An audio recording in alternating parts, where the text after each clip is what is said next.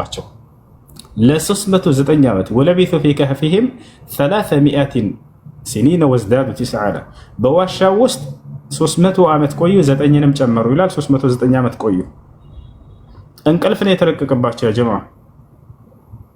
ለምንድን ነው ውሻው ውስጥ እንዳይገባ የተደረገው ከተባለ ምክንያቱም አላህ መላእክቶችን ሊልክላቸው ነው። ለምን? ለነዚህ ለዋሻው ባለቤቶች ውስጥ ላይ ገብተው መላእክቶቹ ወደ ቀኝና ወደ ግራ እንዲያገላብጧቸው።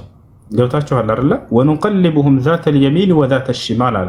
ወደ ቀኝና ወደ ግራም አገላብጣቸዋለሁኝ አላህ። ያ ማለት ሰውነታቸው በአንድ ቀኝ ጎን ብቻ ቢተኙ ይጎዳል አይደለ?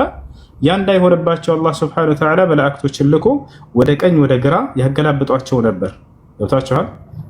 መላእክቶች ደግሞ ውሻ ካለበት ቦታ ሊገኙ አይችሉም እና ያንን ውሻ እንዳይገባ ያደረገው አላህ ሱብሓነሁ ወተዓላ ለዚያ መልአኩ ጅብሪል ዓለይሂ ሰላም ምን አለ?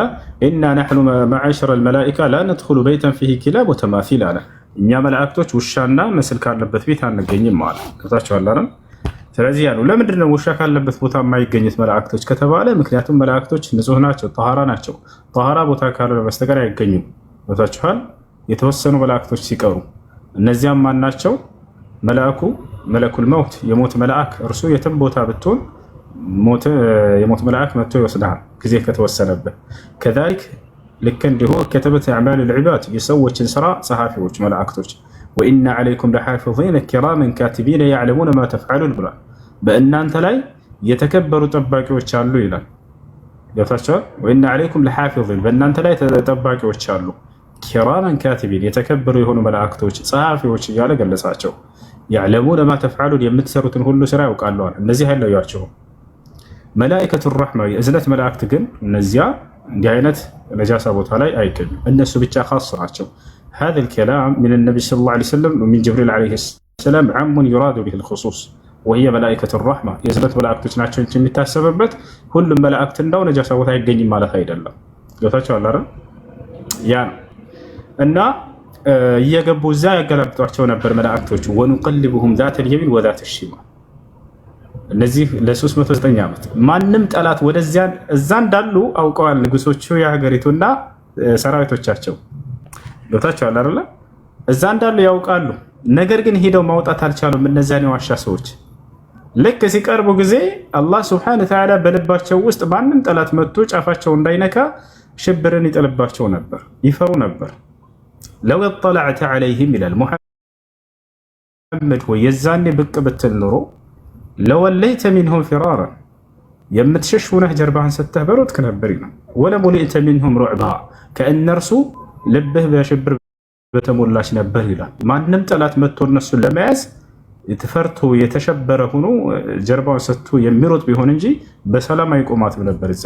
ይህን ሁሉ አላህ ሱብሓነሁ ወተዓላ ያደረገው ለእነርሱ እንክብካቤ ነው። ምክንያቱም መሲሁን በትክክለኛ መንገድ የተከተሉ መልካም የአላህ ባሪያዎች ነበሩ። እነዛ ልጆች ምን ያክል ናቸው ወደሚለው እንምጣ። በደንብ አስተውላችሁ ከሆነ ቁርአን ላይ ምን ያክል እንደሆነ የሚያውቃለ እናንብበው አንቀጽ ሰየቁሉነ ሰላሰቱ ራቢዑሁም ከልቡሁም ሰየቁሉነ ይላሉም አለ ሰላሰቱን ሶስት ናቸው ራቢዑሁም ከልቡሁም አራተኛው ውሻቸው ነው ይላሉ። አይሁዶች መጥተው ነብዩ ሰለላሁ ዐለይሂ ወሰለም ምን ያክል ናቸው ብለው ጠይቀው ነው ነብይ ካልሆነ በስተቀር የነዛን ታሪክ ማንም ሊያውቅ የሚችል የለም ብለው መጥተው ነብዩ ሰለላሁ ዐለይሂ ወሰለም የነብይነታቸው ማረጋገጫ ይሆን ዘንድ አላህ ይሄን ዕውቀት ሰጣቸው። የነዚህን ታሪክ አላህ በየትኛው መጽሐፍ ላይ አላወረደም፣ ግን በተውፊት ያውቋቸው ነበር አይሁዶች የሚደንቁ ተአምራዊ ህዝቦች እንደሆኑ። ሙሐመድ ነብይ ከሆነ ያለምንም ጥርጥር የነዛን ታሪክ ይነግረናል ብለው መጥተው ጠየቋቸው። ያቀረቡላቸውንም ቻሌንጅ መለሱላቸው። አያቸው አይደል? ነብዩ ሰለላሁ ዐለይሂ ወሰለም ስለነዛ ታሪክ ነገሯቸው። ሰየቁሉነ ትኩረታቸው አይሁዶች ግን ሞኝነታቸው ምኑ ላይ ነበረ? ቁጥራቸው ምን ያክል ነው የሚል ነው። ተመልከቱ። አላህ ግን ትኩረት እንዲያደርጉ የፈለገው ምኑ ላይ ነው? በእነዚያ ላይ ያደረገውን ድንቅ ስራና ተአምራቱን ነበረ። ሰየቁሉነ ሰላሰቱ ራቢዑሁም ከልቡሁም አለ አምላካችን አላህ ይላሉም አለ ሶስት ናቸው እነዚያ ዋሻ ሰዎች፣ አራተኛው ጋር ውሻቸው ጋር አራተኛ ናቸው ይላሉ። ወየቁሉነ ኸምሰቱን ሳዲሱሁም ከልቡሁም ረጅመን ቢልገይብ ወየቁሉነ ይላሉ ኸምሰቱን አምስት ናቸው ሳዲሱሁም ከልቡሁም ስድስተኛቸው ደግሞ ውሻቸው ነው ይላሉ።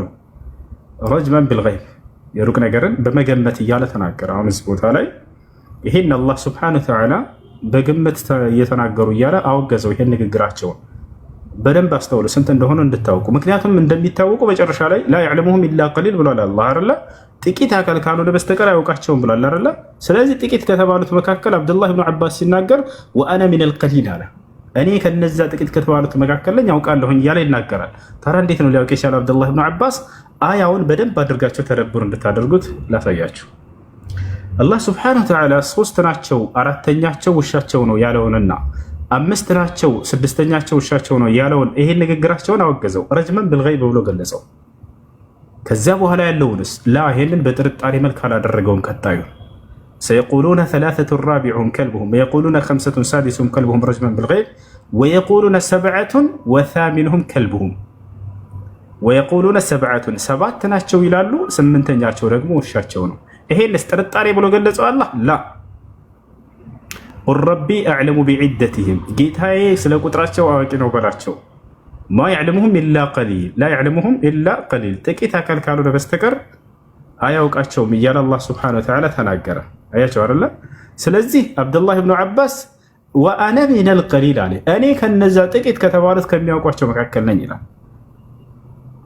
ስለዚህ ስንት ናቸው? ሰባት ናቸው። ስምንተኛቸው ውሻቸው ነው። ምክንያቱም አላህ ሱብሓነሁ ወተዓላ ከዚያ በፊት ያለውን በጥርጣሬ በግምት ተናገሩ ብሎ ያንን ንግግራቸውን አወገዘው። አንከረ ዐለይሂም ታቸዋል። ይሄኛውንስ ጥርጣሬ ብሎ ገልጾታል? ለፍጹም አልገለጸውም። ስለዚህ ያ ነው እና እነዚያ የዋሻው ሰዎች እነዚህ ናቸው ታሪካቸው። አም ሐሲብተ አነ አስሓበል ከህፊ ወረቂም ካኑ ሚን አያቲና ዐጀባ ኢዝ አወል ፊትየቱ ኢለል ከህፍ እነዚያ ወጣቶች ወደ ዋሻው በተጠጉ ጊዜ አለ ፈቃሉ ረበና አቲና ሚን ለዱንከ ረሕማ ጌታችን አላህ ሆይ ከአንተ የሆነን እዝነትህን ለግሰን አሉ። ወሀይእ ለና ሚን አምሪና ረሸዳ ከነገራችን ደግሞ ቅኑን ነገር አመቻችልን ብለው መልካሙን ነገር አመቻችልን ብለው አላህን ለመኑት። ፈضረብና ዐላ አዛኒሂም ፊል ከህፍ ሲኒነ ዐደዳ ለብዙ ዓመታት ያክል በጆሯቸው ላይ አትመታሁኝ እያለ ይናገራል። ያ ማለት አላህ ሱብሓነሁ ወተዓላ እንቅልፍን ለቀቀባቸው በእነርሱ ላይ። የሚገርም ነው። እንቅልፍን የለቀቀባቸው ለምን ያክል አመተኙ? እንቅልፋቸውን ለ309 ዓመት። ከ309 ዓመት በኋላ አላህ እንዲነሱ አደረጋቸው። በቁርአን ላይ ሲናገር ወከዛሊከ በዐስናሁም ልክ እንዲሁ ቀሰቀስኳቸው አለ ሊየተሳአሉ በይነሁም በመካከላቸው እንዲጠያየቁ ዘንድ። ልክ ከ309 ዓመት በኋላ ተነሱ። የዛኔ ጠላት አሳዷቸው ነበር የገቡት አይደለ? አሁን ዘመናቶች ተቀይረዋል። 309 ዓመት አልፈዋል። 3 ትውልድ ተቀይሯል። አንድ ትውልድ 100 ዓመት ነው አይደለ? ያ ሁሉ አልፏል። ልክ ሲነሱ ጊዜ ቃለ ቃኢሉ ሚንሁም አለምላካችን አላህ ከመካከላቸውም ተናጋሪው እንዲህ ሲል ተናገረ። ከም ለቢትቱም ምን ያክል ጊዜ ነው እዚህ ዋሻ ውስጥ የቆየነው ተባባሉ። ቃሉ ለቢትና የውመን አው ባዕደ የውም እዚህ ጋር ነው ተአምሩ። አንድ ቀን ወይ ግማሽ ቀን የቆየ ነው አሉ። አያችሁ 309 ዓመት ቆይተው አላህ በእነርሱ ላይ ልክ የአንድ ቀን ወይንም የግማሽ ቀን ቆይታ ያክል ብቻ እንዲሰማቸው ነው ያደረገው። አያችሁ የአንድ ቀን ወይ የግማሽ ቀን ቆይታ ያክል ብቻ እንድትሰማቸው አድርጓቸዋል። ቃሉ ረብኩም አዕለሙ ቢማ ለቢትም ከመካከላቸው ደግሞ ግማሾቹ ምን አሉ? ምን ያክል ጊዜ እንደቆየን ጌታችን አላህ አዋቂ ነው አሉ። ፈበዐሱ አሐደኩም ቢወርቂኩም ሃዚሂ አሉ። ገንዘብ አወጡና ከኪሳቸው በዚህ በገንዘባችሁ እስኪ ምግብ አንዳችን መጥቶ ሂዶ እንዲገዛ እንላክ ተባባሉ። ፈልየንዙር አዩሃ አዝካ ጠዓማ ጥሩ ምግብ የሆነችዋን በደንብ አድርጎ ይመልከት የሚገዛውን ሰው አሉ። ወሊየእቲኩም ቢሪዝቅን ሚንሁ ከዚያም ገዝቶ ሲሳይን ያምጣላችሁ ተባባሉ። ወሊየተለጠፍ አደራ የሚሄደው አካል ይደበቅ። ለምን? ምክንያቱም እነዚህ ሰዎች ሲገቡ ጊዜ ዋሻ ውስጥ ተፈላጊዎች ነበሩ፣ ታዳኞች ነበሩ። ያ ጊዜ መስሏቸዋል ገና 300 ዓመት እንደተቀያየር አላወቁም። ወሊየተለጠፍ ይደበቃል። ወላ ይሽዕረነ ቢኩም አሐዳ አንድም ሰው እንዳያውቅበት ሄዶ የሚገዛውን ሰው አደራ እንዳያውቅባችሁ ተደብቆ ምናምን ተሰትሮ እንደዚህ ይሄድ ተባባሉ። ለምን? ኢነሁም እየዝሃሩ ዐለይኩም የርጁሙኩም እነርሱ ካገኟችሁና ይህን ነገር ካወቁባችሁ አሁን ከተገኛችሁ ይቀጠቅጧችኋልና፣ ይገርፏችኋል፣ ይደበድቧችኋልና አው ዩዒዱኩም ፊ ሚለቲሂም ካልሆነ ደግሞ ወደ መንገዳቸው ወደ ጣዖት አምልኳቸው ይመልሷችኋልና አሉ። ወለን ቱፍሊሑ ኢዘን አበዳ ወደ መንገዳቸው ወደ ባዕድ አምልኳቸው ከተመለሳችሁ ደግሞ መቼም ቢሆን አትድኑም አሉ። ያሰላም አሁንም ስለ ተውሂዳቸው ነው የሚያስቡት። ያን መንገድ ከኢስላምን ካስለቀቋቸው ወደ ባዕድ አምልኮ ከመለሱን መቼም አንድንምና አደራችሁን ተደብቆ ይሄድ ይግዛ ተባባሉ። ልክ ሲሄዱ ጊዜ እዚህ ጋር ነው። ሲሄዱ ጊዜ ዘመናት ተቀያይረዋል፣ አልፈዋል። ከዚያ በኋላ ልክ ፍራንክ ሲታይ የዛሬ ዘመን ፍራንክ አይደለም የሚያዙት። ከየት ናቸው ተባሉ፣ ታወቁ። ከዛ በኋላ ተገኘ። ከየት ነህ? የዋሻው ሰዎች ነኝ ብለው አሳወቀ። ጓደኞችህን አምጣ ተባለ፣ አመጡ። በሰዓቱ ለካ ያ ዘመናት ሲቃየር ጊዜ እነዚያን ሰዎች በጣም ጻድቅና መልካም ሰዎች እንደሆኑ ህዝቡ የተረዳበትን ጊዜ ነው አላህ ሱብሓነሁ ወተዓላ የቀሰቀሳቸው። አያችሁ፣ ጊዜውን ካመቻቸው በኋላ። ነገር ግን እነዚህ አካሎች ወደ ባዕድ አምልኮ የገቡ ናቸው። ልብ በሉ፣ ወደ ባዕድ አምልኮ የተጠጉ ናቸው። አንዱን አምላክ አላህን ያውቃሉ። ገብታችኋል? እነዚያን የዋሻ ሰዎች ደግሞ በጣም መልካም ሰዎች መሆናቸውን ያውቃሉ። ግን ወደ ሽርክ ገብተዋል እነዚህ ሰዎች። ልብ በሉ፣ እነዚህን ያከብሯቸዋል። ስለዚህ ወከዛሊከ አዕተርና ዐለይሂም አላህ ቀጥሎ ልክ እንዲሁ እነርሱን እንዲገኙ አደረግኳቸው አለ። አገኟቸው። አላህን አውቆ እንዲገኙ ያደረገው ለምንድን ነው? ይሄን ያደረገው ሊያዕለሙ ሊያውቁ ዘንድ አለ እነ ወዕደላሂ ሐቅ የእኔ የአላህ ቃል ቀጠሮ እውነት እንደሆነ እንዲያውቁ ዘንድ። ምን አይነት ቀጠሮ? አላህ ሙታኖችን ዳግም እንደሚያስነሳቸው ለማሳየት ያደረገው ድርጊት ነው ይሄ። ከ309 ዓመት በኋላ ያው እናስነሳዋቸው እነዚህን እናንተንም ቢሆን የትንሣኤ ቀን ለማስነሳት ከሙታንን የሚሳነኝ አይደለም የሚለውን ነገር በልባቸው ላይ ሊያጸድቅላቸው ዘንድ ነው አላህ ያደረገው። ወከዛሊከ አዕተርና ዐለይሂም ሊያዕለሙ አነ ወዕደላሂ ሐቅ ወአነ ሰዓተ ላ ረይበ ፊሃ ትንሣኤ ምንም ጥርጥር እንደሌላት ላረጋግጥላቸው ዘንድ ነው አለ። ትንሣኤ ማለት ከሙታን መነሳት ማለት ነው። ያውና ከ309 ዓመት በኋላ እነዚህን ያስነሳሁኝ አምላክ እናንተንም ነገ የትንሣኤ ቀን ማስነሳት ለእኔ የሚሳነኝ አይደለም የሚለውን ሊያረጋግጥላቸው ዘንድ ነው አላህ ሱብሓነሁ ወተዓላ። ኢዝ የተናዘዑነ በይነሁም አምረሁም በመካከላቸውም በነገራቸው ላይ ሲጨቃጨቁ በነበር ጊዜ ይላል። ፈቃል ብኑ ዐለይሂም ቡንያና ከዚያ በኋላ እነዚህ ሰዎች ተመልከቱ፣ በእነርሱ ላይ ቤተ አምልኮን ስሩባቸው ተባባሉ። ለታቸዋል ቃል ለዚነ ገለቡ ዐላ አምሪሂም ለነተኺዘነ ዐለይሂም መስጂዳ በነገራቸው ላይ ያሸነፉ አካሎችም በእነርሱ ላይ ቤተ አምልኮን እንሰራባቸዋለን አሉ። እና ይህ ነው ጻድቆቻቸውን መልካሞቻቸውን እነሁም ኢዛ ማተ ፊሂም ረጁሉ ሷሊህ በነው ዐለይሂም መስጂደን እንዳሉት ነብዩ ሰለላሁ ዐለይሂ ወሰለም ለዕነቱላሂ ዐለል የሁድ ወነሳራ እያሉ ይናገራሉ።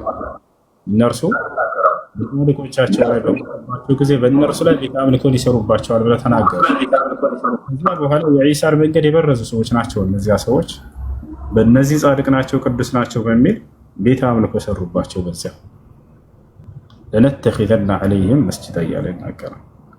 እንዳጠቃላይ ይህ ነው የዋሻው ሰዎች ታሪክ። እጅግ በጣም አስደናቂ አካሎች ናቸው። ወተረ ሸምሰ ኢዛ ጠለዐት ተዛወሩ ዐን ከህፊሂም ይላል። ፀሐይ በምትወጣ ጊዜ እነርሱን እንዳታንጸባርቅላቸው አላህ የፀሐይን አቅጣጫ ሁሉ ይቀይርላቸው ነበር። የሚገርማቸው ዛተል የሚን ወኢዛ ገረበት ተቅሪዱሁም ዛተ ሽማል ወሁም ፈጅር ዛሊከ ሚን አያቲላህ ይህ ከአላህ ድንቅ ተአምራቶች ነው እያለ ይናገራል። እነዚህን መልካም ባሮች አላህ ወዷቸዋልና የፀሐይን አቅጣጫ ለእነሱ ሲል ይቀይርላቸው ነበር። በዋሻው በምታልፍ ጊዜ እንዳታንጸባርቃቸውና እንዳትጎዳቸው እያለ አያቸው። ፀሐይ አላህ ስብሐነሁ ወተዓላ ይቀይርላቸው ነበር አቅጣጫውን። እና እነዚህ ናቸው ዋሻው ሰዎች እጅግ በጣም አላህን የሚፈሩ ደግና መልካም የተውሂድ ባለቤቶች ነበሩ። ፈቃሉ ረቡና ረቡ ሰማዋት ወልአርድ አሉ። በንጉሱ ፊትና በሀገሪቱ ህዝብ ፊት ላይ ቆመው ይሄን ነበር የተናገሩት። ጌታችን የሰማያት የምድር ጌታ አንዱ አምላክ አላህ ብቻ ነው አሉ። ለን ነዕቡደ ሚን ዱኒሂ ኢላህ ለን ነድዑወ ሚን ዱኒሂ ኢላህ ከእርሱ በስተቀር ሌላ ማንንም አማልክቶች አንጠራም ያሉ ጀግኖች ናቸው። እና ይህን ይመስላል። እሺ ዜዶ መናገር ትችላለህ ወይንም መናገር ትችላለሽ? አንድ ልጨምር አንዴ። እሺ ዜዶ መናገር ትችላለሽ ወይስ በውስጥ እናልሽ?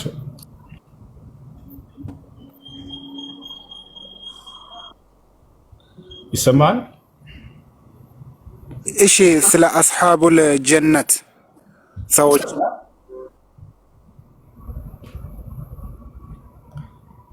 እሺ ሌላ ጊዜ እናወራለን ወንድም፣ ሌሎች እድል ነስጣቸው። አስሐቡል ጀና ሱራ ኑን ላይ ተጠቅሰዋል።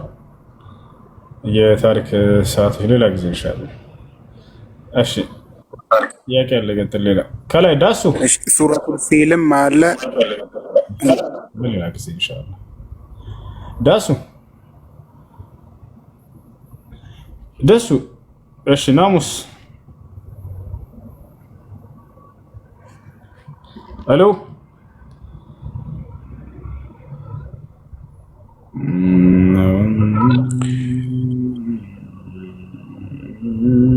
በቃ ማያወሩ ከሆነ ስለ አስሐቡል ፊል እስቲ አንዳንድ ነገር እስቲ ኢንሻአላህ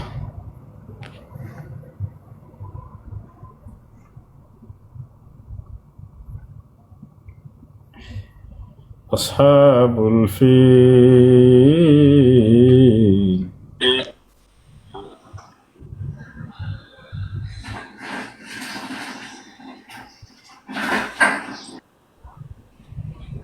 سلا أصحاب الأخدود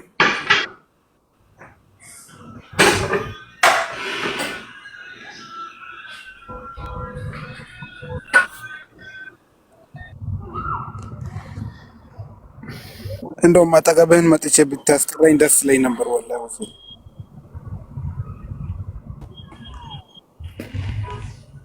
ወሱ ኢንሻአላህ ሁሴን እየሰማህ ነው ወንድም? ቆይ እኔ አሁን ዱባይ ቢመጣ አንተን ማግኘት እችላለሁ? ኢንሻአላህ እንገናኛለን። ቆይ አንተን ማግኘት እችላለሁ ዱባይ ቢመጣ? ኢንሻአላህ። እሺ ናሙስ የወረሱ ጥያቄ ከሌለ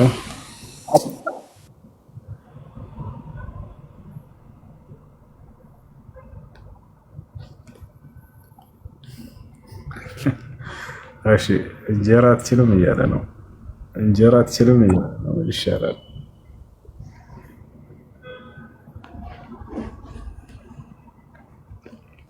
ሁሴን እንዳንተ እኮ የሚያስቀረን የለም።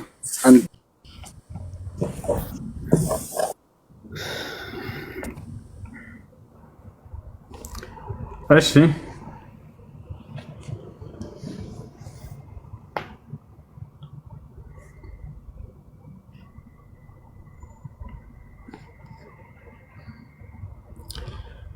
إنه لا ييأس من روح الله إلا القوم الكافرون.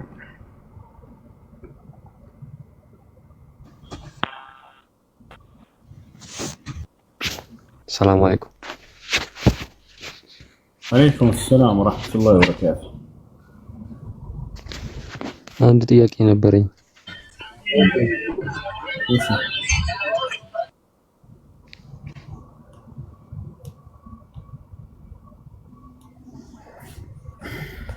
አንድ ሰው የቀብር ቅጣት የሚቀጣው ከሞተ በኋላ ነው ወይስ ቀብሩ ውስጥ ከተቀበረ በኋላ ነው? ከሞተ በኋላ። እነዛ ባይቀበሩም የቀብር ቅጣት አለባቸው ማለት ነው? አዎ። ሽኩራን። ያው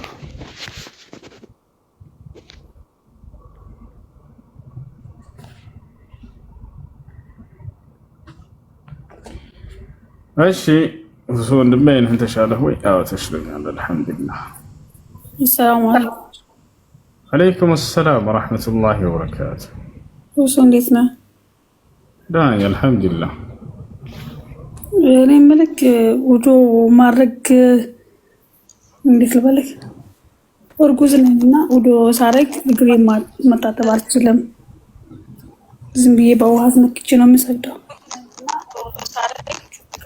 በደንብ በጥፍሮችሽ መካከል መግባቱን ለማረጋገጥ ያንን ጥንቃቄ አድርገሽ እንትን ማለት ወዱ ማድረግ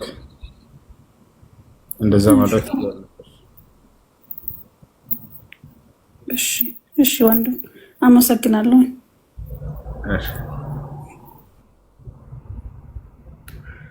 እሺ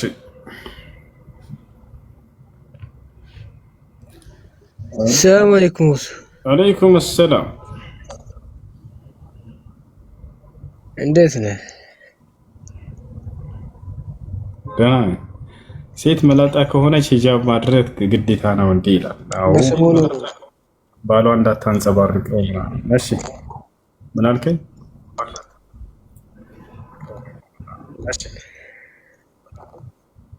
እንዴት ተሻለ? እንደ በሰሞኑ ትንሽ አይኔ መሆን ነበር። እንዴት ነው? የተሻለ ነው አልሐምዱሊላህ። ፈጣሪ ያሻራል እና አብሽር በርታ። ምንም ጥያቄ የለም። ዝም ብለህ ለመጠየቅ ብቻ ነው የገባሁት።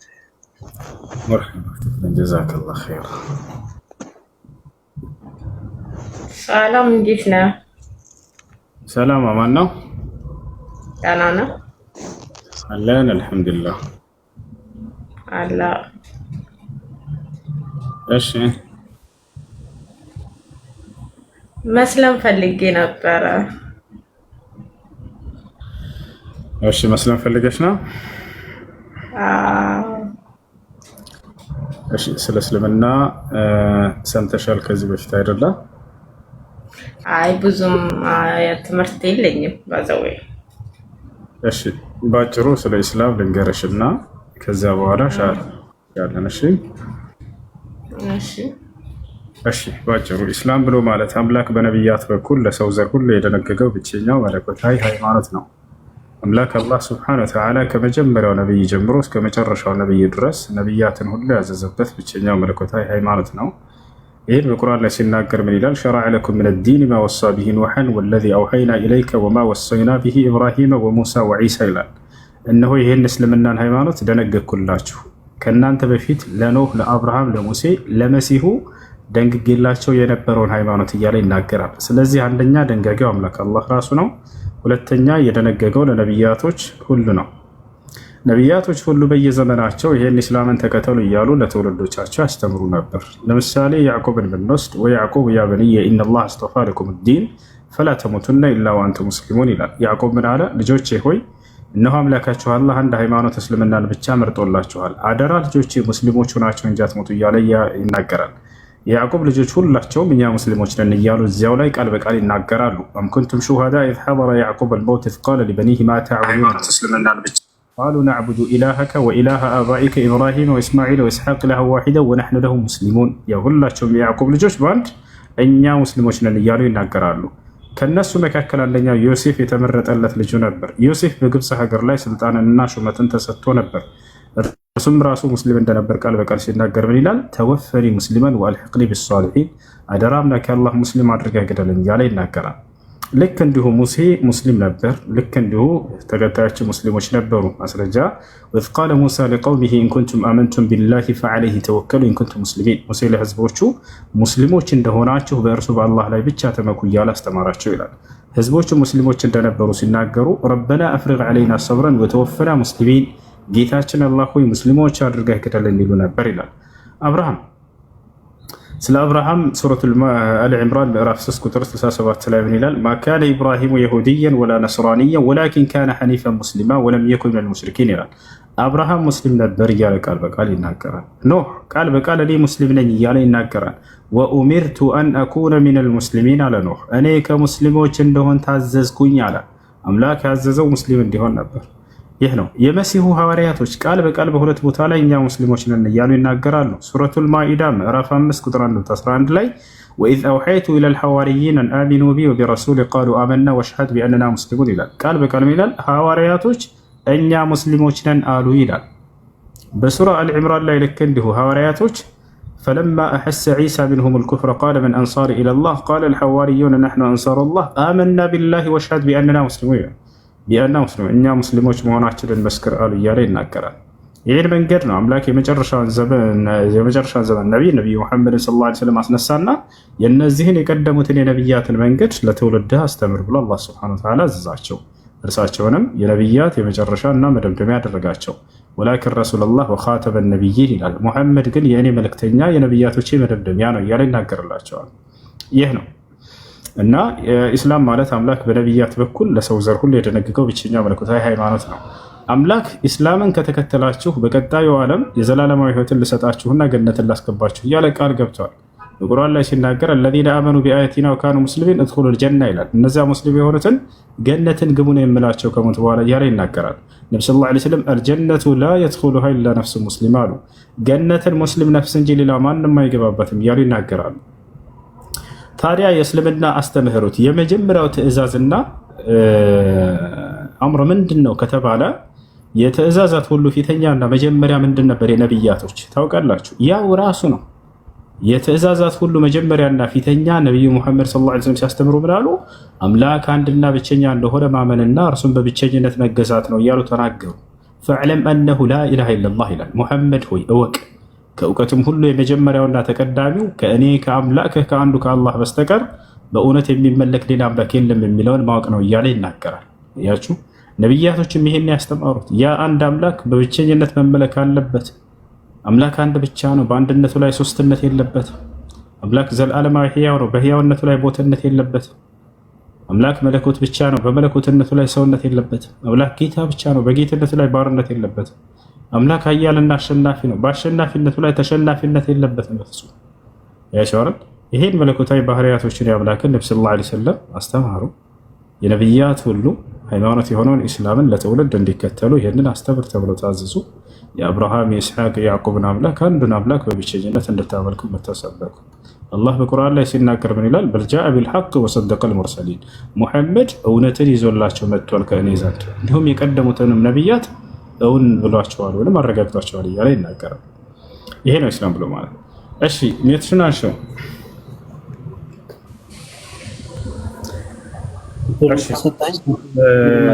ሻሃዳ ለመያዝ ከኔ ጋር ዝግጁ ነሽ?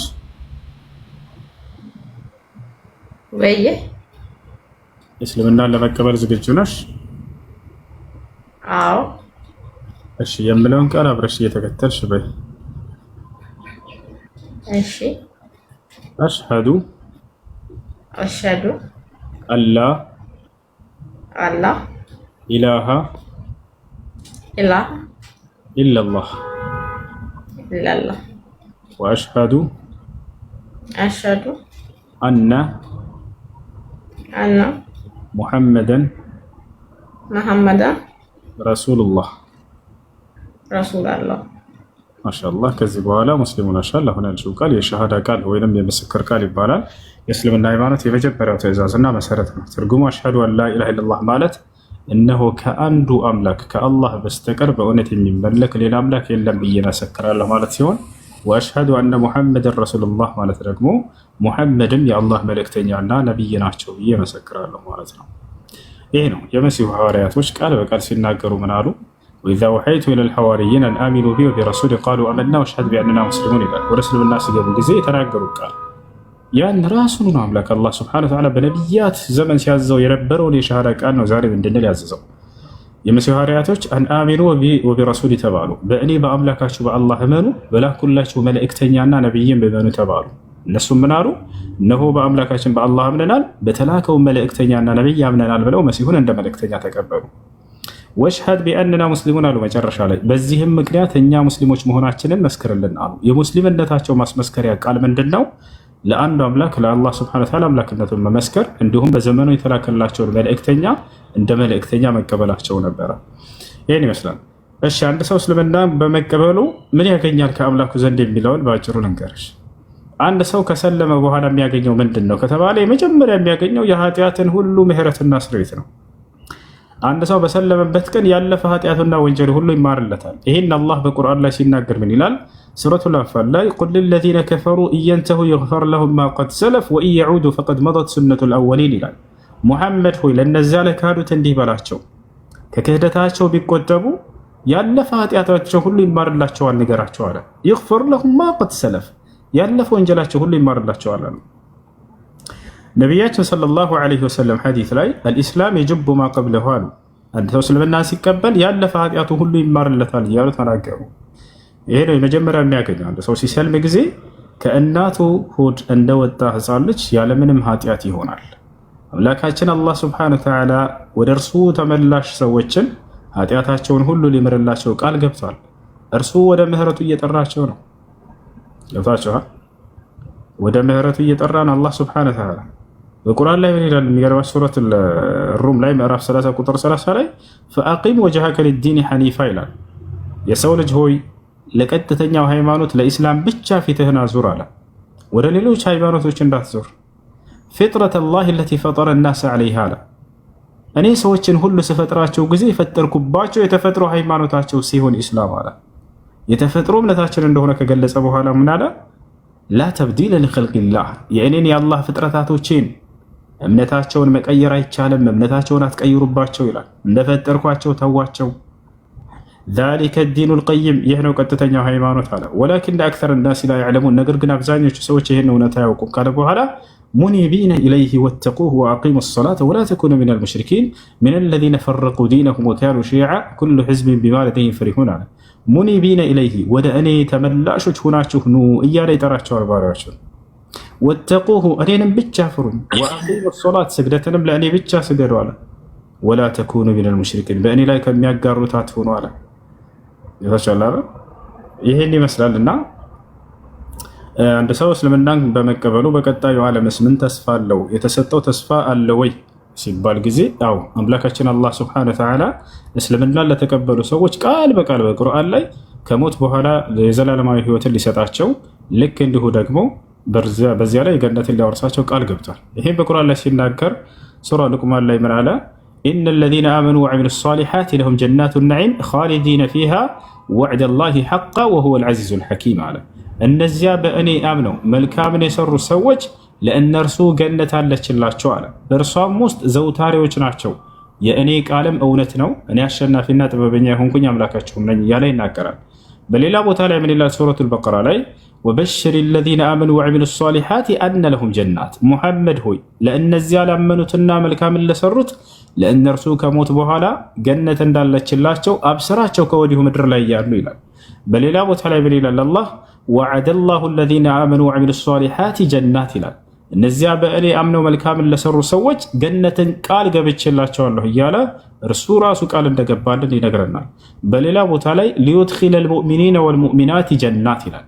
የወንድ አማኞችንም የሴት አማኞችንም ገነትን ላስገባቸው ቃል ገብቼላቸዋለሁ እያለ አምላክ አላህ ሱብሓነሁ ወተዓላ ቃሉን ራሱ ይሰጠናል።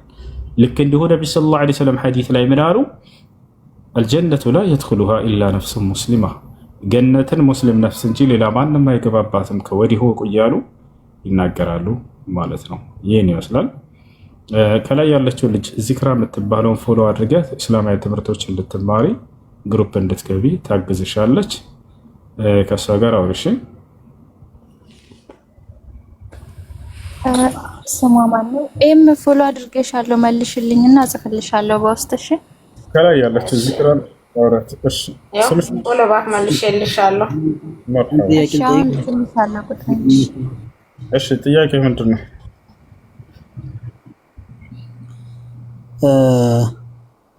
በነብዩ ከወረደው መጽሐፎች የነቢያት አሁን መረጃ አለ? አሁን መረጃ አላችሁ?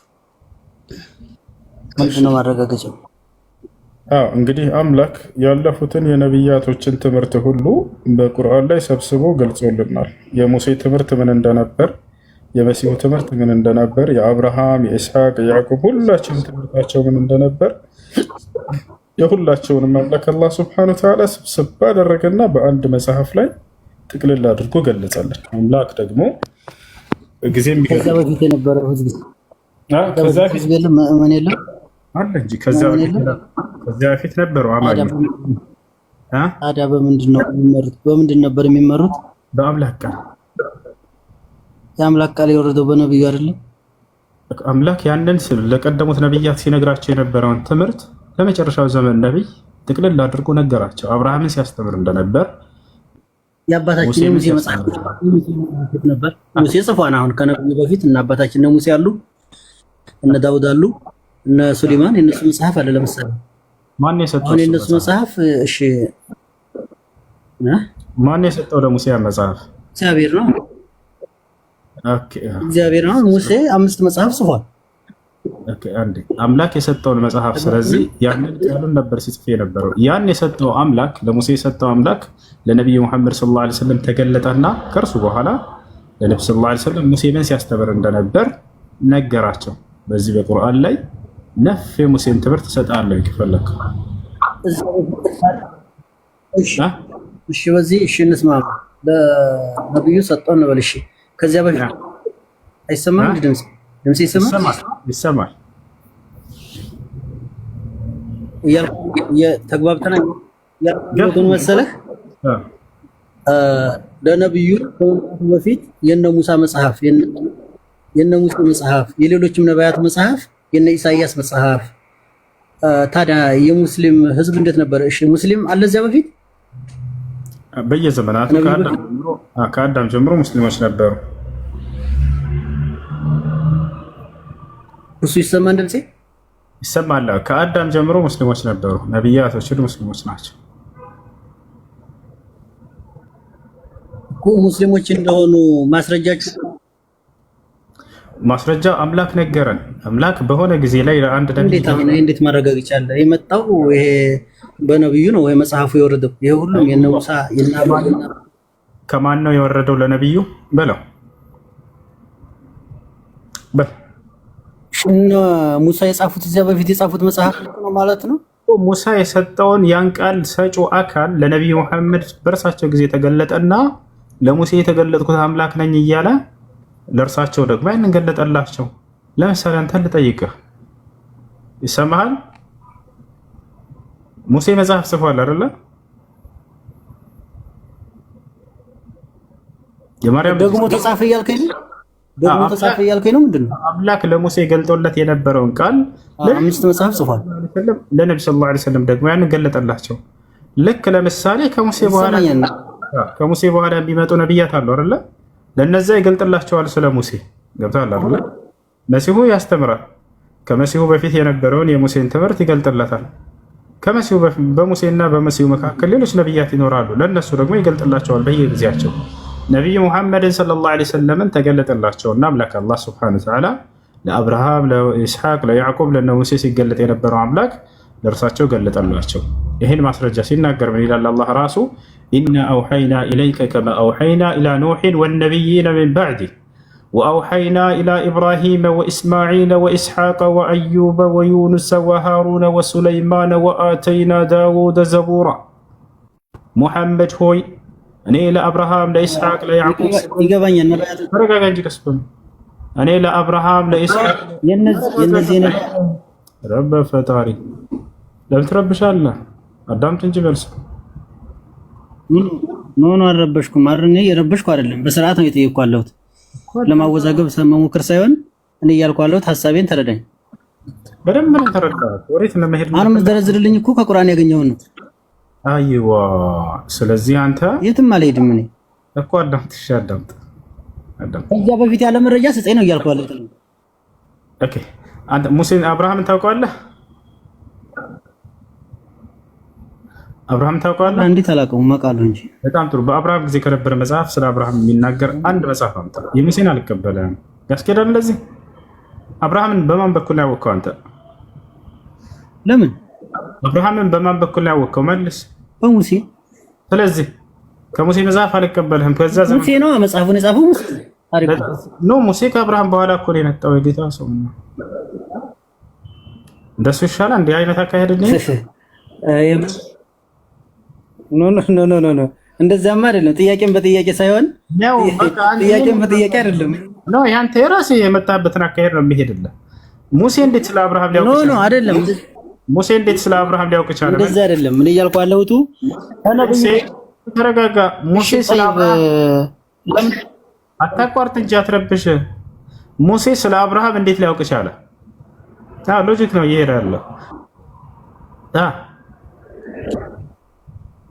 ኖ ሎጂክ አይደለም፣ ይሄ ፋክት ነው እንጂ። በቃ ጥሩ።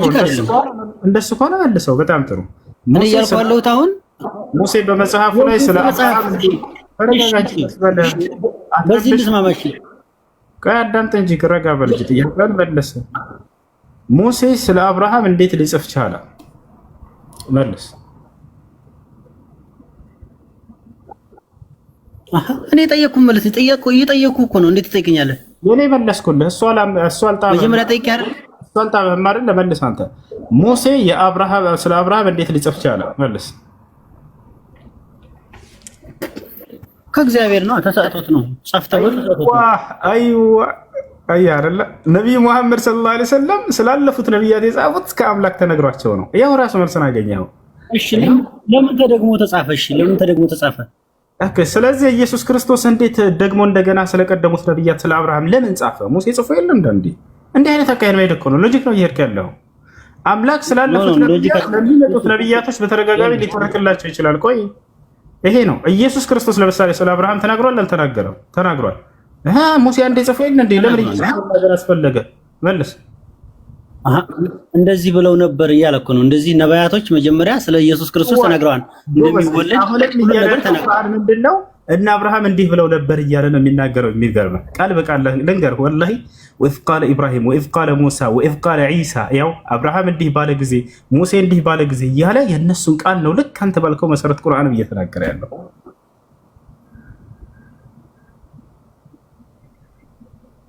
ላሳየህ እንዲህ ባሉ ጊዜ እያለ እንደዛ አይደለም። ይሄ እንዴት ሊሆን ይችላል? ሙሴ አንተ ራስህ በመጣህበት መንገድ እንዲህ ባሉ ጊዜ እያለ የእነሱ ንግግር እኮ ነው የሚናገረው አልከኝ። አዎ ቁርአንም እያለ ያለው አብርሃም እንዲህ ባለ ጊዜ ሙሴ እንዲህ ባለ ጊዜ እሱ እንዲህ ባለ ጊዜ እያለ ነው የሚናገረው ቁርአን ራሱ። የእነሱ ንግግር ላሳየህ አውጥቼ ትፈልጋለህ? እሺ የዳውድ መጽሐፍ የሙሴ መጽሐፍ ነበራችሁ? አሁን እናንተ ከመሐመድ በፊት ነበራችሁ መጽሐፉ? ምንም የሚገባው ሰው አይደለም። አያችሁ እሱ ይሄን ብቻ መልስልኝ። እንደገና መልስ ወደ ዘመን ኖ መግባት ኖ ትክክለኛውን መልስልኝ። እውነታው እኮ እያልኩ ያለሁት አሁን ለምሳሌ ከነብዩ በፊት መጽሐፍ ነበራችሁ ወይ ነው? እሺ እንደገና ተመልሶ ወደ ዘመን እንደገና ተመልሶ ላለመመለስ ፈልገህ ከሆነ አልችልም ነው እንጂ ያው ተመለሰልህ እኮ እንዳለ እኔ ሙሴ እንዴት ሊያውቅ ቻለ ስለ አብርሃም ስልህ እግዚአብሔር ገልጦለት አልክ። ነብዩ መሐመድ ሰለላሁ ዐለይሂ ወሰለም ስለቀደሙት ነብያት ሊያውቁ የቻሉት አላህ ሱብሓነሁ ወተዓላ ገልጦላቸው እንደገለጠላቸው የቀደሙት ነብያትን ቆይ ተረጋጋ። ለቀደሙት ነብያት የገለጥኩት አምላክ እኔ ራሴ አምላክ ነኝ ያ አምላክ ነኝ እያለ የተናገረበትን ቦታ አለስተ አንተ ግን ልታወጣ አትችልም። ከገዛ መጽሐፍህ የምጠይቅህ የምትሰጠኝ እኮ ከቁርአን ነው። አንተ የምትሰጠኝ አሁን የምትሰጠኝ ከቁርአን ነው። እኔ ከቁርአን የምመልሰውን አንተ ከመጽሐፍ ቅዱስ አትመልሰውም። እስኪ ለሙሴ ለምሳሌ አንድ ነብይ ልጥቀስልህና ለዚያን ለነብይ የገለጠለት ለቀደሙት ነብያት የገለጠ አምላክ እንደሆነ የተናገረበትን አንጣ። ለምሳሌ ከነብያቶች መካከል መጽሐፍ ቅዱስ ላይ ሀጌ የሚባል ነብይ ታውቃለህ? አታውቅም? አውቃለሁ እንጂ ለዚያ ነብይ የተገለጠለት የቀደሙት ነብያት የአብርሃም የይስሐቅ የያዕቆብ አምላክ እንደሆነ ማስረጃ ምንድን ነው? እንዲጽፉ የተሰጣቸው ነቢያቶች አሉ፣ በየዘመናቸው የተሰጡ አሉ። አውጣና ከፍተህ አሳየን። ያ ነብይ ራሱ መጽሐፍ ትንቢት ተናግሯል። በዚያ መጽሐፉ ላይ የተናገረበት መጀመሪያ ጥያቄ መልስ። እንዴት ጥያቄን አውጣና አሳይ። እኔ ላሳይህ ነው። ለነብዩ መሐመድ የተገለጠው አምላክ የአብርሃም የይስሐቅ የያዕቆብ አምላክ እንደሆነ ቃል በቃል እኔ ላሳይህ ነው። አንተም ከመጽሐፍህ ለእነዚህ መጽሐፍ ቅዱስ ላይ ነብያት የተገለጠላቸው አምላክ የአብርሃም የይስሐቅ የያዕቆብ አምላክ እንደሆነ አሳይና ያላ ይኸውልህ አይደለም ጥያቄን መልስ እንጂ እንዴት ክፈት ልጠይቅህ እኮ ገባኝ። በቃ ስለዚህ ያያቸው አይደለ ምንም አይነት ወላሂ ላዚም እነሱ የሚመጡበትን መንገድ ተከትዬ ሲሄድላቸው ጊዜ የትም የማይ ለማወዛገብ ነው እየሞከርክ ያለው። እኔ እየጠየቅኩህ ያለሁት አሁን ማወዛገብ አይደለም። እኔ እየጠየቅኩህ ያለሁት አሁን ከነብዩ በፊት እሺ ሁሉም ነቢያት ሙስሊም ናቸው ነው የምትሉት። ከነብዩ በፊት ምንድነው ማስረጃችሁ? አንተ አሁን እሺ የአንድ ነቢያት ማስረጃ ስጠኝ ብልህ ከቁርአን ገብተህ ነው የምትሰጠኝ። ከዚያ በፊት መጽሐፍ የላችሁም ነው እኔ እያልኩ ያለሁት። ለመጨረሻ ጊዜ እንትን ልበለህ እሺ አንድ ነቢይ ስላለፉት ነቢያቶች አምላክ መለኮታዊ ቃልን ይገልጥለታል አይገልጥለትም?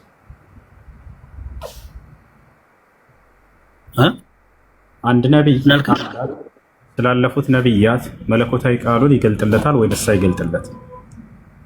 እንደወሷቸው ነው። አንድ ነቢይ ጥያቄ ራሱ ምንም አይገባም። ራሱ አይከብዳል። ጥያቄ ለመረዳት ራሱ አይደለም ለመመለስ። አንድ ነቢይ ስላለፉት ነቢያት ትምህርታቸው አምላክ ይገልጥለታል ወይስ አይገልጥለትም? ይገልጥለታል ማለት ያነሳቸው እንደዚህ ብለው ነበር እያለ በጣም ያው መለስከው። አሁን አንተ የጠየቀውን ጥያቄ መለስከው።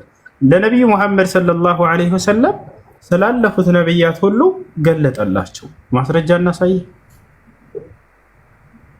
እንደዚህ አይደለም። እኔ ጥያቄ ሌላ ነው፣ አንተ የምትመልሰው ሌላ ነው። ወላሂ ያለው ሌላ ነው ተመለሰልህ። እሺ እኔ አሁን በማረጋግጥበት መንገድ አንተ ከመጽሐፍህ ከሌላ መጽሐፍ አልጠይቅህም፣ ከመጽሐፍህ ማረጋገጥ ትችላለህ? ምን እንዴት አድርገን ማረጋገጥ? በጣም ጥሩ። ለምሳሌ አንድ ነብይ ጠቅስልህና ለዚያ ለነብይ ስላለፉት ነብያቶች ገልጦለት እንደሆነ ማስረጃ አልጠይቅህም። ትችላለህ? ከመጽሐፍ ከሌላ መጽሐፍ አልጠይቅህም። ጥያቄን መልስልሃለሁ። ጥያቄን መጀመሪያ መልስ። ልክ የማይወጣበት እንትን ሳስገባው ጊዜ ጥያቄ መልስ እያለ ይጮሃል። አያችሁት አይደለ? የማይወጣበት እንትን ውስጥ ካስገባው በኋላ በራሱ በመጣበት ሎጂክ ማለት ነው። አያችሁት? በፍጹም ከሙስሊም ፊት ወላሂ መጽራት አትችሉም። ሙስሊም ፊት እንደዚህ መጽራት አትችሉም። ገብታችኋል? በእነሱ ቤት የሆነ በቃ ከእምነት ውጭ ሆነው ነው የሚጠይቁት። ልክ ሙስሊሞች ጋር ሲመጡ ከመጽሐፋቸው አካሄድ ውጭ ሆነው ነው የሚጠይቁት። ገብታችኋል አይደል? ይሄ ነው። አንድ ነብይ ስላለፉት ነብያቶች አምላክ ይገልጥለታል። ገብታችኋል? ለምሳሌ ብዬ አነሳውለት ሙሴ ስለ አብርሃም ገልጦለታል ወይ? አዎ ገልጦለታል። አምላክ ይገልጥላቸዋል። ለመሲሁ ስለ እነ ሙሴ ስላለፉት ይገልጽለታል አይደል? ያን ይነግረዋል። ይሄን ይነግረዋል። ገብታችኋል? ለነብዩ መሐመድ ልክ በዚሁ ሂሳብ ልክ እንዲሁ ያለፉትን ነብያት ገለጸላቸው። ገብታችኋል አይደል? ይሄን እንግዲህ እያሉ ያሉት ማለት ነው። እሺ ጥያቄ ያላለ ከላይ መቅዲ ጥያቄ አለሽ? እሺ እኛ እነሱ በሚያጡበት ሂሳብ ወላሂ ወደ እነሱ አካሄድ በሄድ ምንም አይነት መልስ አይኖረውም። ለምሳሌ አንድ ነብይ ጠቅስና መጽሐፍ ቅዱስ ላይ እኔ ያ ነብይ ስላለፉት ነብያት እንደው ከአምላክ ዘንድ የተገለጠለት አካል እንደሆነ ያንን አምላክ ማረጋገጥ ማለት ነው። ይወታቻለ አይችሉም። እኛም ጠይቃቸው መልስ የሌለው ከዛ ከመጽሐፍ አስተነው ነው። ይወታቻለ እነሱ ደግሞ ከመጽሐፍ ታሪክ አምጥተውልኝ ዶና ሰላም ዶና አለ አሎ ሰላም ነው። እንዴት ነህ?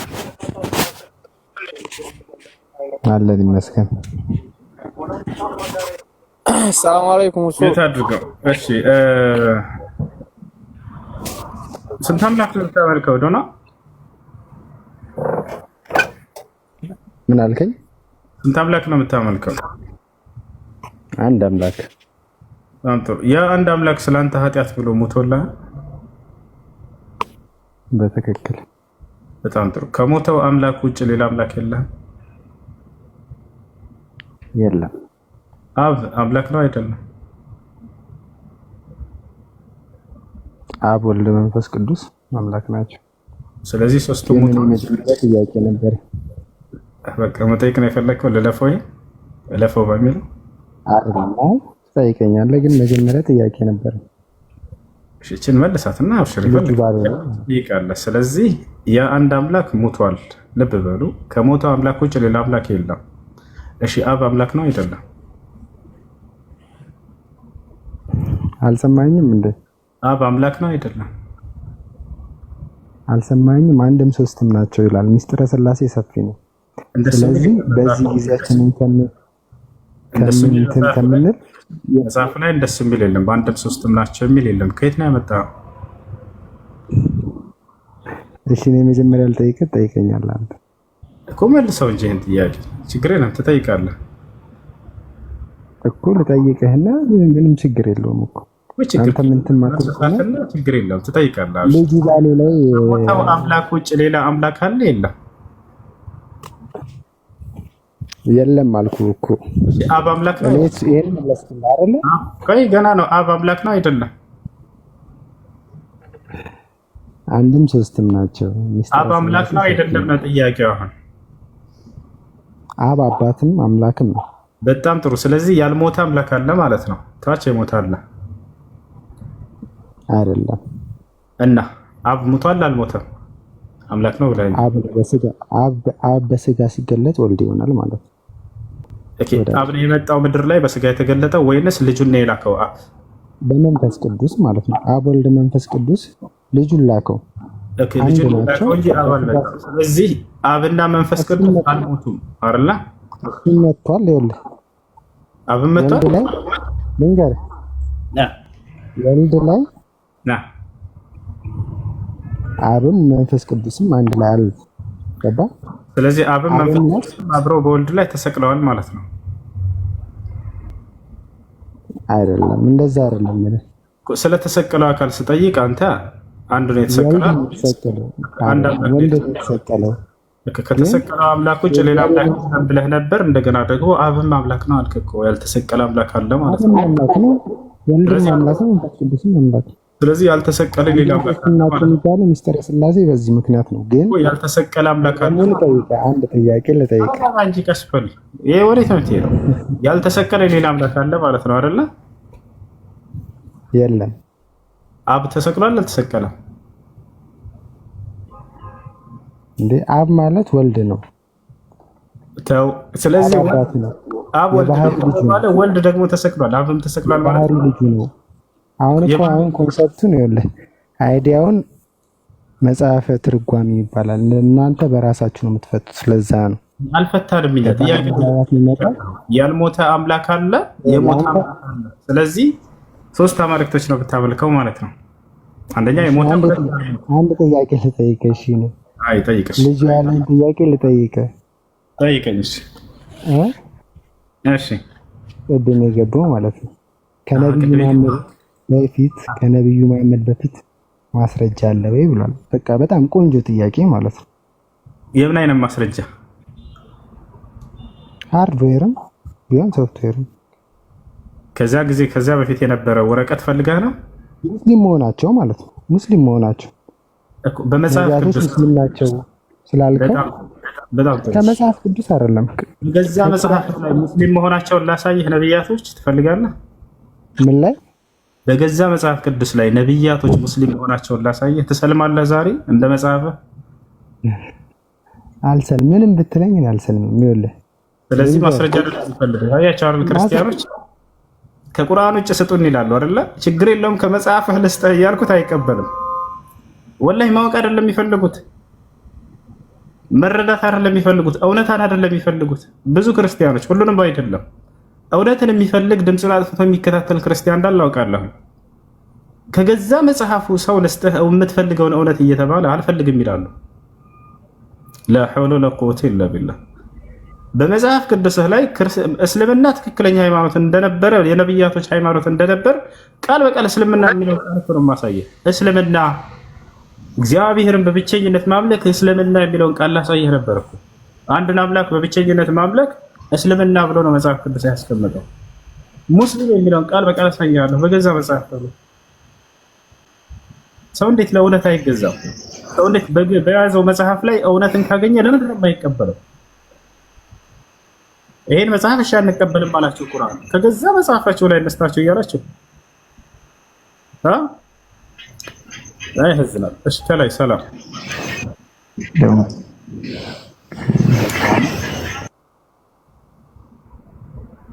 ሰላም ነው። ከላይ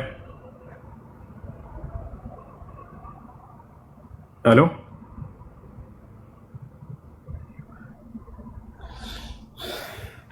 እስኪ ንገረን የሚል አለ። ምናልባት እውነት ነው የሚፈልጉ ሰዎች ይኖራሉ። እናሳያችሁ። እስልምና የሚለውን ቃል በቃል እናሳያችሁ። ለአንዱ አምላክ መገዛት እንግዲህ ኢስላም ብሎ ማለት አልኢስቲስላሙ ሊላህ ለአንዱ አምላክ በብቸኝነት መገዛት ማለት ነው። በመጽሐፋችሁ በገዛ መጽሐፋችሁ ላይ ለአንዱ አምላክ መገዛት ኢስላም ማለት ነው ብሎ ያስቀመጠበትን ላሳያችሁ። ኑ ተመልከቱ። ባይብል ላይ እንግባ ልጆች። ሊኩል መን ዩሪድ አልሐቅ እውነትን ለሚፈልግ ሁሉ ይሄ ባይብል ላይ ይታያቸዋል። ባይብል ይላል። ባይብል ላይ እንገባለን። ከዚህ ከኦሪት ዘፍጥረት እስከ ራእይ ድረስ አለላችሁ። ወደ አማርኛ እንቀይረዋለን። ያው እና ከኦሪት ዘፍጥረት እስከ ራእይ እስከ መጨረሻ ላሳያችሁ። ይታያቸዋል። ያ እዚህ ጋር እንገባለን። ኢዮብን ታውቁታላችሁ። እሱ መጽሐፍ ላይ እንገባለን። አይዋ መጽሐፍ ኢዮብ ላይ እንግባ።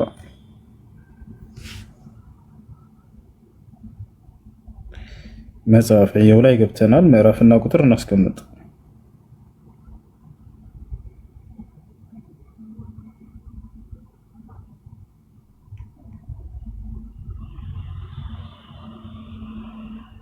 እሺ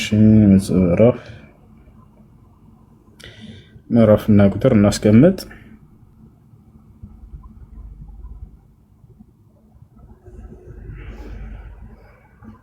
እሺ እዚህ ጋር ኢዮብ ይላል። ወደ አማርኛ እንቀይረው። እሺ ልጆች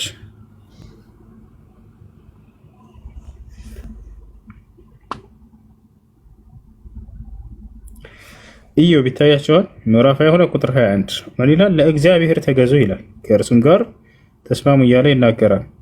አሁን ለእግዚአብሔር መገዛት፣ ለአንዱ አምላክ መገዛት ምንድን ነው የሚለውን ያሳየን። ሂብሩ የሚለው ላይ ትገባላችሁ። ብሉይ ኪዳን የተጻፈው በዕብራይስጥ ነውና ያው ዕብራይስጥ ይላል፣ ይታያቸዋል።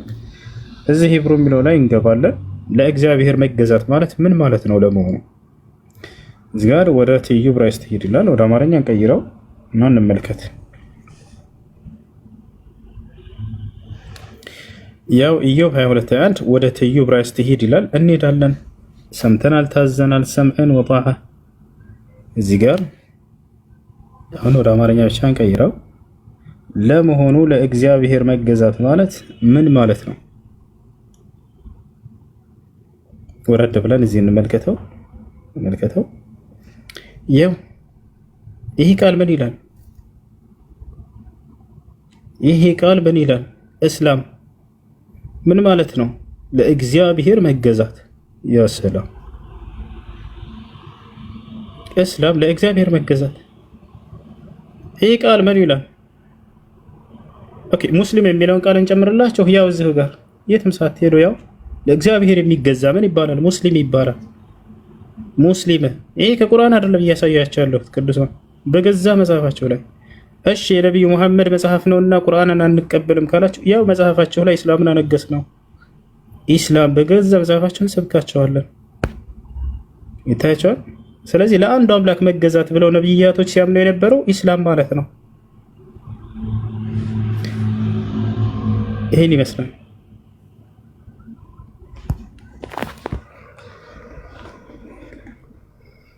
እሺ ጥያቄ ያለው አለ?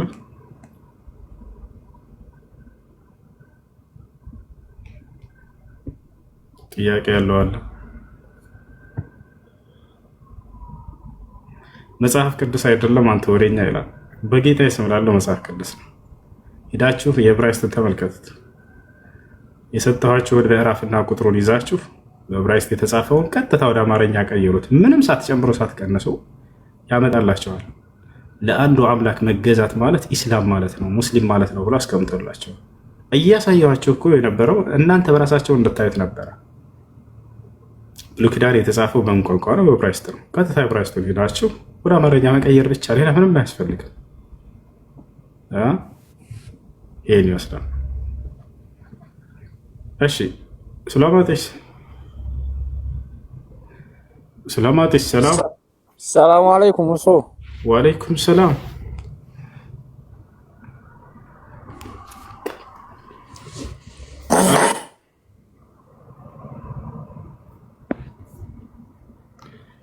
ይሰማችኋል? ትስማዑን ከላሚ ወላ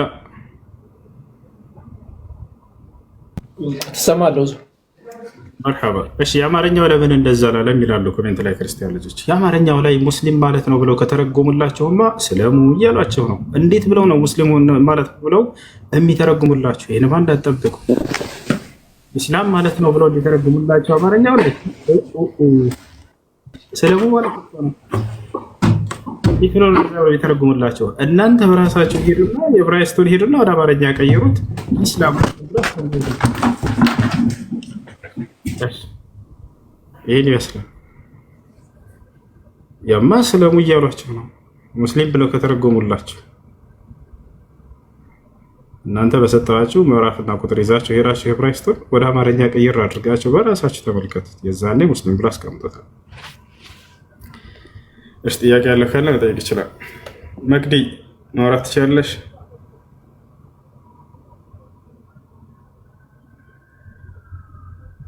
አሎ እሺ፣ ከላይ ያላችሁ ስለማጢስ ታዲያ ለምን ቁርአን በአማርኛ አልሆነም? ቁርአን በአማርኛ እኮ ተርጉሟል አለ። ቁርአን በአማርኛ ተርጉሟል፣ በየትኛው ቋንቋ ተርጉሟል ታገኛላችሁ። እሱ ያ እሺ፣ ልዩነት ምን መሰላችሁ? እኛ በአማርኛ አሳስቶ አንድ ሰው ቁርአን ተረጉማለሁ ቢል ትርጉሙን በደንብ ስለምናውቀው እንይዘዋለን። እናንተ ግን ዕብራይስጥን አታውቁም አይደለ? አንድ ከመካከላችሁ ገብቶ ዕብራይስጥኛውን የሚያነብልኛል መጽሐፍ ቅዱስ የለም። እኛ ግን አረበኛውን ቁርአንን በደንብ እናነበዋለን፣ ትርጉሙንም እናውቀዋለን። አንድ ሰው አሳስቼ ተረጉማለሁ ቢል እዚህ ሊጽፍ ማንኛውም ተርጓሚ እንይዘዋለን። መሰረቱን ቁርአኑ ስለምናውቀው አረበኛ ነው ማለት ነው። ሰላም አለይኩም። እናንተ ግን ያንን እንደፈለጉ ቢተረጉሙባቸው አታውቁም፣ አታነቡም። ዕብራይስጥኛ ምናልባት ታላላቅ መምህሮቻችሁ ካልሆኑ አላውቅም። ከታች ያለው እንደማያነብ ስለሚያውቁ እንደፈለጉ ይተረጉሙላችኋል። ያ ነው። ሌላም ነገር ባሳያችሁ ተደነግጣላችሁ። ሙሴና አሮን ወደ መካ ሄደው ሀጅ አድርጎ ተብለው ታዘው ነበር። እስካሁን ድረስ መጽሐፍ ቅዱስ ላይ አለ። ይሄ ጥቁሩ ድንጋይ እያሉ ቢሰድቡላችሁ እዚያ ወደ መካ ሄደህ ሀጅ አድርግ ተብለው ሙሴና አሮን አምላክ አዟቸው ነበር። መጽሐፍ ቅዱስ ላይ አለ። ይሄን ማየት የሚፈልግ ካለ ሰየዋለሁ። ሙሐመድ የሚለውን ቃል በቃል ማየት የሚፈልግ ካለ ሙሐመድ የሚለውን ስም አሳየዋለሁ። ይፋቸው ያ ነው። ሀጅን የሚያደርጉ ብፁዓን ናቸው የሚል ቃል ማየት የፈለገ ሰው ካለ አሳየዋለሁ። ሀጅን የሚያደርጉ ብፁዓን ናቸው ይል ነበር ዳዊት። አለ መጽሐፍ ላይ እስካሁን ድረስ።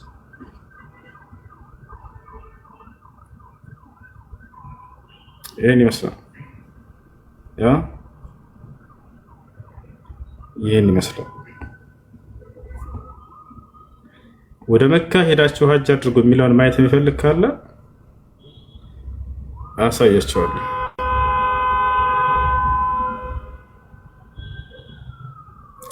አቷሽ ወንድም አሁን ያወጣው መጽሐፍ ቅዱስ አይደለም፣ ወላሂ መጽሐፍ ቅዱስ ነው።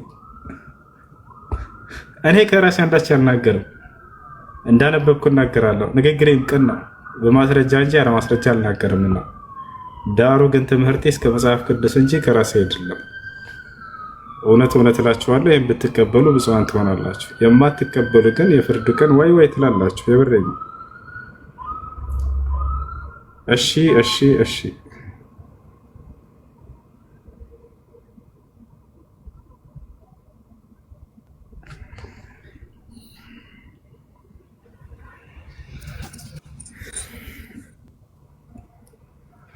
እሺ።